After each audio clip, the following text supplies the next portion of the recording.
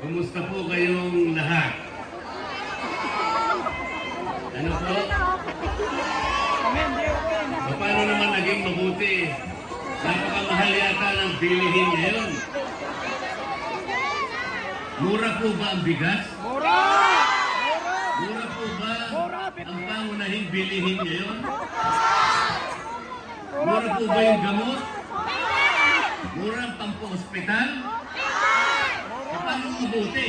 Mura 10,000! Napakarami po ng problema ng ating bansa ngayon. Problema talaga.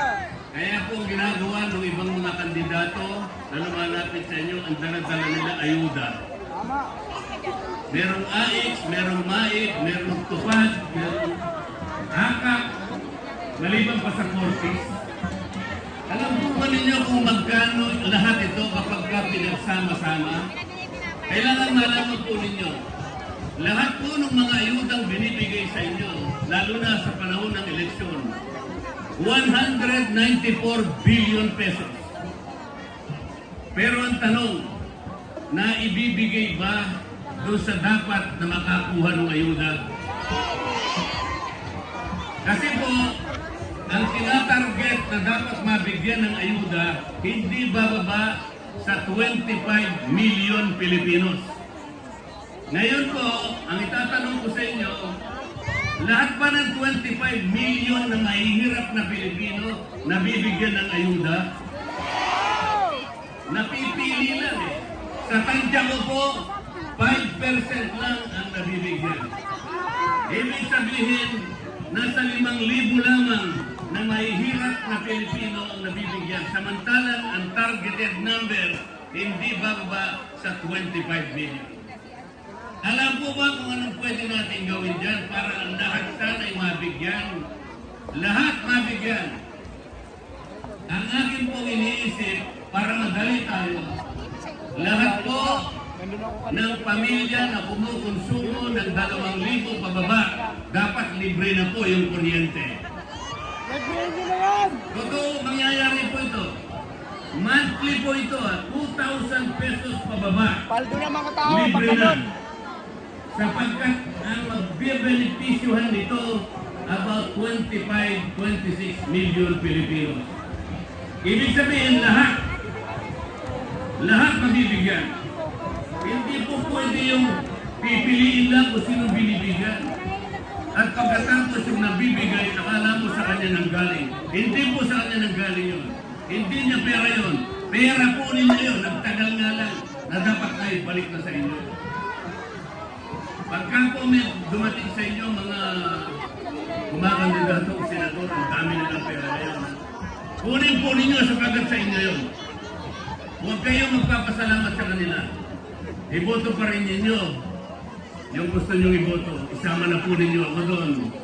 Dante Marcoleta, number 38 sa balota, at pakisama na po ninyo si Kuya Ipe na ipinakilala ako sa inyo kanina. Ang sabi ko po, napakarami nating problema. Hindi lamang pangkabuhayan.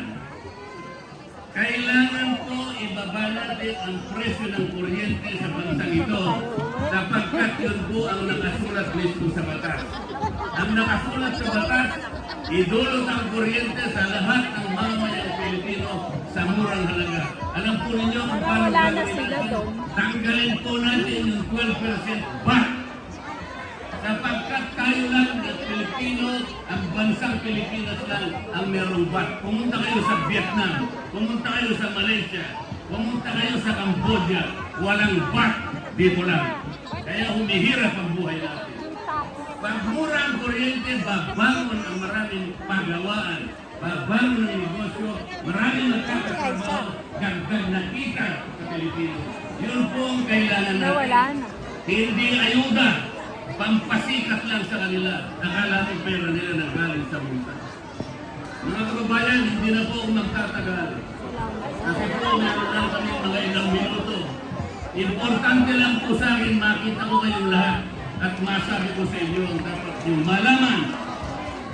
Isa pa pong malaking problema ng bansa natin ang pagkakahati-hati bilang Pilipino. Inimpit nila ang Vice President, mahati na naman tayo. Pinukot nila si dating Pangulong Digong, dinala sa malayong lugar. Nahaki-haki na naman. Nalungkot ang maraming Pilipino kung hindi man lahat. Alam ko kayo po, marami sa inyo nalulungkot din. Itama po natin ang maraming mali. Ayusin po natin ang maraming mali. Mabuti po dito sa Distrito 5 at sa buong Maynila, meron kayong Yorme, meron kayong si Atienza, meron kayong Amado Bagatsing na talagang tutulong sa inyong lahat dito sa Maynila. Ngunit yung kabuuan ng ating bansa, kailangan po natin ayusin.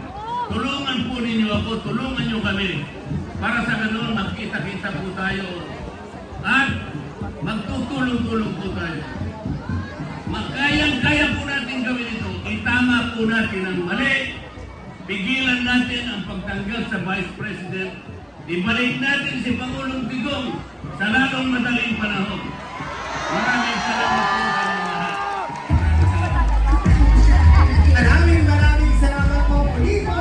Huwag naman po natin kalilimutan ng shade ang number 38 para sa ating magiging senador, Nande Marcoleta.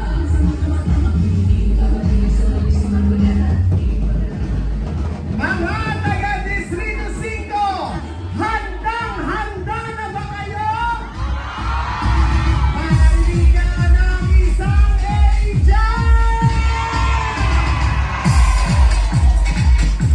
Muli po ang taus-pusong pasalamat po sa bawat isa sa inyong pong pagbibigay at pagkakataon na makasama po namin kayo dahil alam ko po na kayo po ay sabik na rin po maramdaman muli ang talaga namang kaginhawaan, gloria at ningning ng ating lungsod. Kaya po mga minamahal po namin taga Distrito 5, samahan po namin ang tambalang muling magbibigay ng gloria at ningning sa ating lungsod. Samahan po namin hanggang Mayo 12 para sa isang maunlad na lungsod ng Maynila. At sa mga pagkakataon po ito, kasama na po natin ang tambalang muling magbibigay ng gloria at ningning sa ating lungsod. Palakpakan po natin